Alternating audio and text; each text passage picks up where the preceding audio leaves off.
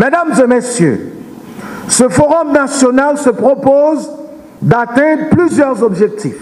2 jours de travail, une commission ad hoc itinérante à vocation d'appliquer les recommandations émanant de ce forum.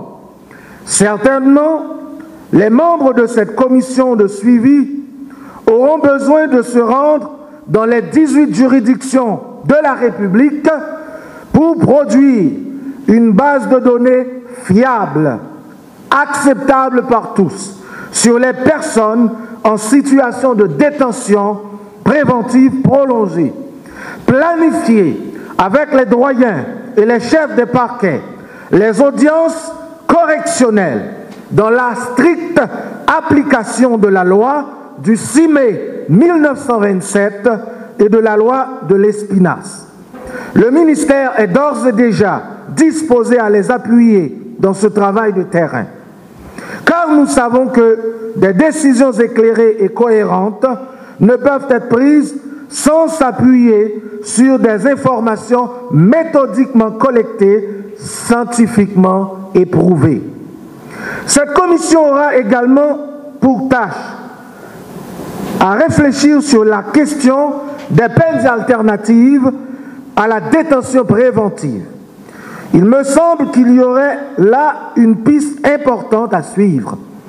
Nous avons en effet trop souvent tendance à oublier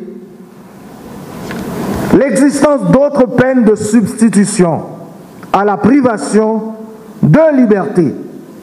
Je dois vous dire, la liberté est la règle, la prison est l'exception. Notamment le travail d'intérêt général et le placement sous surveillance, pour ne citer que ces 2 cas. Je suis convaincu que le recours à ces peines alternatives pourrait être beaucoup plus respectueux des droits de la personne humaine et plus bénéfique pour la collectivité. Car il faut garder à l'esprit qu'au-delà de son aspect coercitif, la peine vise à rééduquer le délinquant en vue de faciliter sa réinsertion dans la société. L'exécution des travaux d'intérêt général pourrait impliquer beaucoup d'acteurs institutionnels au niveau de l'administration publique et des collectivités territoriales. Je pense ici notamment à l'ensemble des services de l'État impliqués dans les travaux de voirie et de l'assainissement. Je pense également aux institutions en charge de fournir des services civiques aux écoliers, aux personnes en situation de handicap et du 3e âge. La mise en œuvre d'un système de placement sous surveillance électronique pourrait servir d'un excellent prétexte pour renforcer la modernisation et l'informatisation de tout le système carcéral haïtien. Le ministère attend des résultats concrets, souvenez-vous-en, de la part de cette commission dont le mandat sera de préciser au cours de ce forum. Mais je ne puis m'empêcher d'attirer l'attention sur la nécessité de développer une pensée systémique, notamment dans notre tradition juridique. Est-ce qu'il y a lieu d'introduire le plaidé coupable?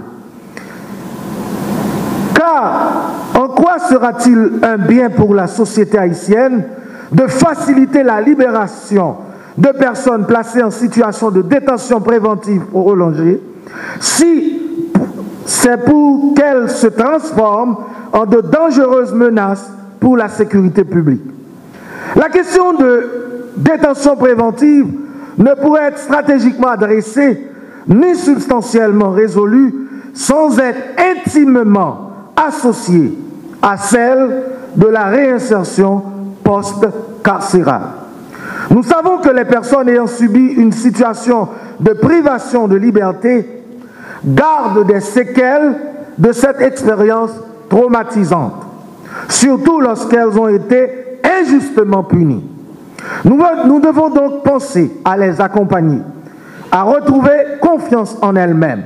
Je pense particulièrement aux femmes et aux enfants qui ont vécu l'innommable dans les prisons. Toutes les victimes de la détention préventive prolongée auront besoin d'être assistées pour arriver à reprendre en main leur destin et à récupérer leur lien social, à être protégées de la stigmatisation récurrente et enfin accéder à des services sociaux de base. Il y va de l'intérêt supérieur de la nation. Mesdames, Messieurs, un vaste chantier nous attend dans la lutte contre la détention préventive prolongée. Ce combat ne pourra être gagné que par un travail mené en équipe. Et là, je lance un vibrant appel aux différents présidents, notamment le président de la Commission justice du Sénat de la République et le président de la Commission justice de la Chambre des députés. Nous avons tous notre place. Il y a aussi le Conseil supérieur du pouvoir judiciaire qui a sa place au premier rang. La direction de l'administration pénitentiaire doit être impliquée au plus haut niveau. L'école de la magistrature a son rôle à jouer. Les collectivités territoriales doivent être des partenaires incontournables et indéfectibles. Les acteurs de la société civile, notamment ceux impliqués dans la défense des droits humains, doivent dire leur mot. Toutes les couches de la société haïtienne doivent être partie prenante à ce combat. Ainsi, et seulement ainsi, nous allons finir par éradiquer la détention préventive prolongée en Haïti. À vous qui êtes présents aujourd'hui, je dis un grand merci. Votre présence participe des premiers pas vers la victoire tant attendue par la société. À vous qui allez intervenir dans des tables rondes et conférences, je dis également merci. Vos contributions vont largement aider à orienter les décisions au plus haut sommet de l'État. Je souhaite le plus grand succès à ce forum. Je vous remercie de votre attention.